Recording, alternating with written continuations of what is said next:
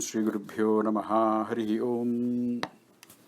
सच्चिदानंदरूपाय कृष्णाय क्लिष्टकारिणे नमो वेदांतवेद्याय गुरवे बुद्धिसाक्षिणे नारायणं नमस्कृत्य नरं चैव नरोत्तमं देवीं सरस्वतीं व्यासं ततो जयमुदीरयेत्. So in the last session we did the 15th verse, which was यत्पाद संश्रया सूत मुनयः प्रशमायनाः सद्यः पुनन्त्युपस्पृष्टाः सुर्धिन्यापोनुसेवया. That is the verse we did. So there we said upasprushtaha apaha punanti. The water of Ganga, it purifies. One who does Ganga Snanam, one who goes and bathes in the Ganges. Upasprushtaha. But nadu Ganga sadyah punanti. It does not purify if you don't take bath in it.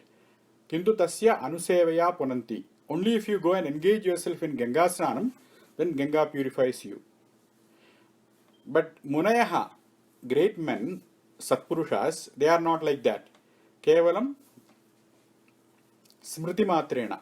Just by remembering about them, about good people, they can purify you. Their memory can purify you.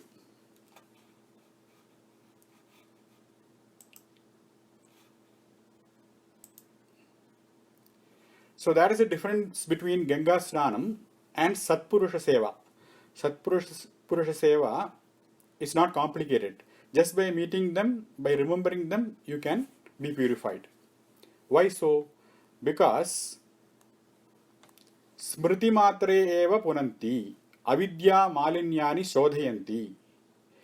Just by remembering about their character, about good people, you get the benefit of their character. You share their punyam. So now in the 16th verse, what can the Sravanam of Srimad Bhagavatam do to you? Because the Srimad Bhagavatam contains the stories of these good people, of Bhagavatas. And how, in order to remove the Ashuddhi or Malam, or the sins, a Shuddhi Kama, a person who is desirous of purity or freedom from sins, that is being explained. How it is done. How that freedom is gained. That is explained in this verse 16. So let us look at this 16th verse. Ko va bhagavatastasya punyasloke dyakarmanaha shuddhikamo nasrunuyat yashah kalimalapaham. That is a verse. The padacheda is Kahava bhagavataha tasya punyasloke dyakarmanaha shuddhikamaha na srunuyat yashaha kalimalapaham. That is a padacheda.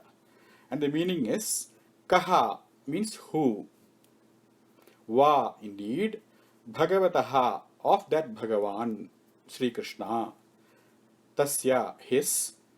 Punyaslokedya karmanaha. So there are 4 words here. Punyam, Slokam, Idyam, Karma. Punyam means virtuous. Sloka means praiseworthy. Idya means sages who are being worshipped. Karmanaha means actions. Shuddhikamaha, a person who is desiring purity or freedom from past misdeeds. That is the meaning of Shuddhikamaha. Nasruniyat, will not hear, does not hear. Yashaha, the fame of Krishna. Kalimalapaham, Kali means of Kali, of this Kali age of darkness. Malapaham, that which removes the sin. So what is the meaning of the entire verse? What a kind of person who is desirous of freeing himself from past misdeeds or sins will not listen to this Srimad Bhagavatam, will not listen to this greatness of Bhagavan. What kind of Bhagavan?